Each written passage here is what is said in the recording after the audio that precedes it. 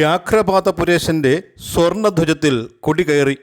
വെള്ളിവിളക്കുകളിലെ നെയ്ത്തിരി ദീപങ്ങളെ സാക്ഷിയാക്കി ചരിത്രപ്രസിദ്ധമായ വൈക്കത്തഷ്ടമി ഉത്സവത്തിന് കൊടികയറി. തന്ത്രിമാരായ ഭദ്രകാളി മറ്റപ്പള്ളി നാരായണൻ നമ്പൂതിരി, കിഴക്കിനടുത്ത് മേക്കാട്ട് മാധവൻ നമ്പൂതിരി എന്നിവരുടെ മുഖ്യ കാർമ്മികത്വത്തിൽ രാവിലെ 8-നും 8:45-നും ഇടയിലായിരുന്നു തൃക്കൊടിയേറ്റ് നടന്നത്.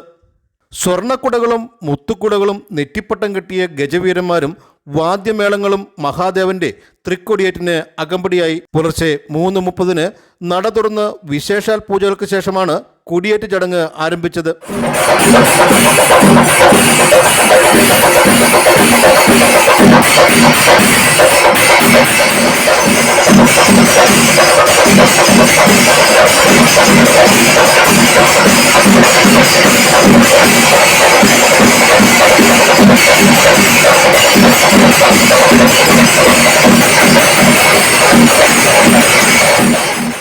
വിശേഷാൽ പൂജകൾക്ക് ശേഷം ദേവചൈതന്യം ആവാഹിച്ച കൊടിക്കൂറ കൊടിമരച്ചുവട്ടിലേക്ക് എഴുന്നള്ളിച്ചു.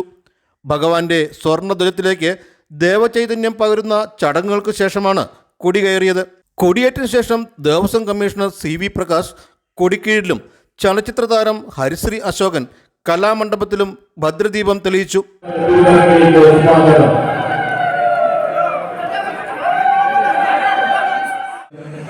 എനിക്ക് വളരെ എല്ലാവർക്കും ദേവി വരാനും വിശുദ്ധ അനുഗ്രഹിക്കാനാണ്. പിന്നെ എല്ലാവരും ദിവസമായി പ്രവർത്തനം ഞാനും എൻ്റെ കുടുംബക്കാർക്ക് എല്ലാവരും ഈശ്വരൻ്റെ അനുഗ്രഹം ഉണ്ടാവട്ടെ എന്ന് ഞാൻ പ്രാർത്ഥിക്കുന്നു. സംസ്ഥാനത്തിന് അകത്തും പുറത്തുനിന്നുമായി ആയിരക്കണക്കിന് ഭക്തജനങ്ങളാണ് കൊടിയേറ്റ് കാണുവാനും വൈക്കത്തപ്പന്റെ അനുഗ്രഹം തേടുവാനും ക്ഷേത്രത്തിൽ എത്തിച്ചേർന്നത്. ചരിത്രപ്രസിദ്ധമായ വൈക്കത്തഷ്ടമി ഈ മാസം 23-ന് പുലർച്ചെ 4:30-നാണ് അഷ്ടമി ദർശനം.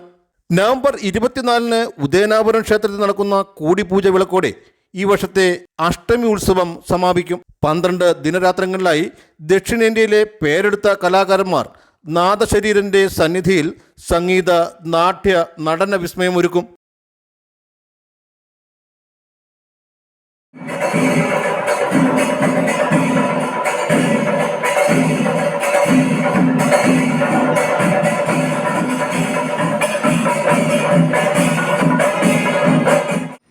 Vision news, Vaikom.